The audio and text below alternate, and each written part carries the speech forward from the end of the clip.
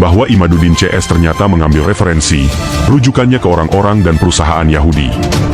Gen serta kromosomnya pun ternyata mengambil dari Yahudi, lalu dikaitkanlah kepada para habaib yang dituduh sebagai keturunan Yahudi.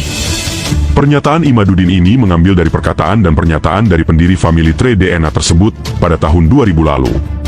Pada tahun tersebut Bennett C. Greenspan mengeluarkan pernyataan provokasi dan kebencian terhadap umat muslim.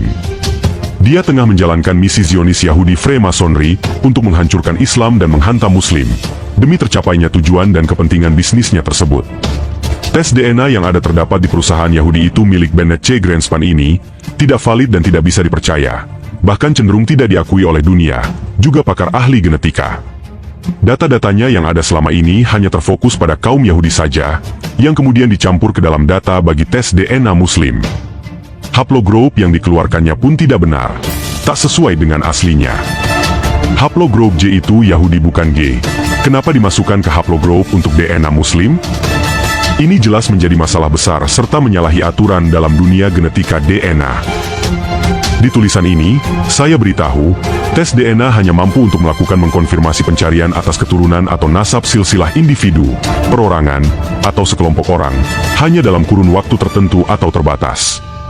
Family tree DNA banyak bertentangan dengan hasil penelitian ilmiah dari para ahli genetika dunia terhadap DNA selama ini. Banyak yang ketidaksamaan, bahkan mereka lebih kepada manipulasi.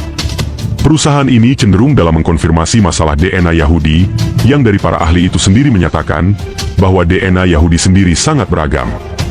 Kemudian setelah saya cek, dibaca keseluruhan, diteliti kembali dan dilakukan pencarian, untuk mengetahui dari mana saja sumber-sumber referensi rujukan yang dilakukan Imaduddin dalam tesisnya tersebut, ternyata lagi-lagi Imaduddin ini mengambil dari gerombolan Wahabi. Tesis palsu dan